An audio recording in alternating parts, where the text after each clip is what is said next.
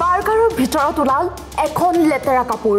আধা খাই শেষ কৰাৰ পিছতেই দেখা পালে মলিয়ন কাপোৰখন অসুস্থ হৈ পৰিল বাৰ্গাৰ খাই যুৱক খাদ্য অৰ্ডাৰ কৰাৰ আগতে আপুনিও সাৱধান হওক কেতিয়াবা যদি পানীৰ বটলত লেতেৰা কোনো সামগ্ৰী ওলাই তেন্তে কেতিয়াবা আকৌ ওলাই ৰোল মমৰ ভিতৰত আজি ওলাল বাৰ্গাৰৰ ভিতৰত লেতেৰা মলিয়ন কাপোৰ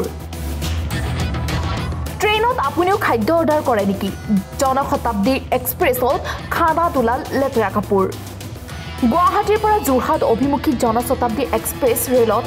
যাত্ৰীৰ ক্ষোভ গুৱাহাটীৰ পৰা আহি থাকোঁ আমি যোৰহাটত অভিমুখী হৈ আহাত আমাৰ ট্ৰেইনৰ যিসকল মানে ইয়াৰ ফুড ডিউটা আছে তেখেতসকলে আমাক সোধে যে খাব নেকি আপুনি পোলাও তাৰপিছত আহিলে বাৰ্গাৰ তেতিয়া আমি বাৰ্গাৰ তিনিটা লওঁ তিনিটাত আমি খাই থাকোঁ তিনিজনে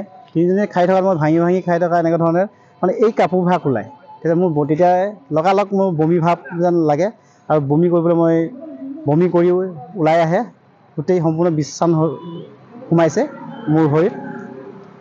এনেকুৱা ধৰণৰ খাদ্য যদি দিয়ে ট্ৰেইন যিহেতু আমি আমাৰ ভিআইপিসকল আমাৰ ট্ৰেইনতেই অহা যোৱা কৰে তেখেতসকলৰ কাৰণেও বিপদজনক আৰু আমাৰ যিসকল যাত্ৰী সাধাৰণ শ্ৰেণী তেখেতসকলকো এই বিপদজনক কাৰণ আমাৰ হাইজেনিক আহাৰটো হ'ব লাগে ঘটনা অনুসৰি তিনি যুৱকে গুৱাহাটীৰ পৰা আজি পুৱা জনশতাব্দী এক্সপ্ৰেছত যোৰহাট অভিমুখে যাত্ৰা কৰিছিল কিছু খাদ্য গ্ৰহণ কৰোঁতেই বাৰ্গাৰৰ ভিতৰৰ পৰা ওলাল পেলনীয়া লেতেৰা কাপোৰ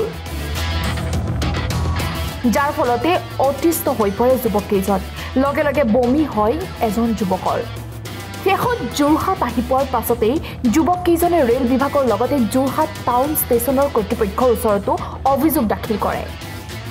কিন্তু 1 ঘণ্টাৰ পাছতহে কৰ্তৃপক্ষই জনাম বুলি বৰ্তমানলৈকে কোনো ধৰণৰ তথ্য জনোৱা নাই বুলি যুৱককেইজনে অভিযোগ কৰে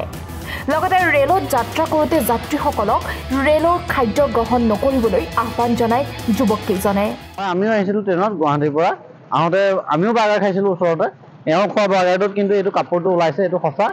আমি ৰাইজলৈ এটাই অনুৰোধ আপোনালোকে ট্ৰেইনত দিয়া খাদ্য পাৰিলে পৰিহাৰ কৰিব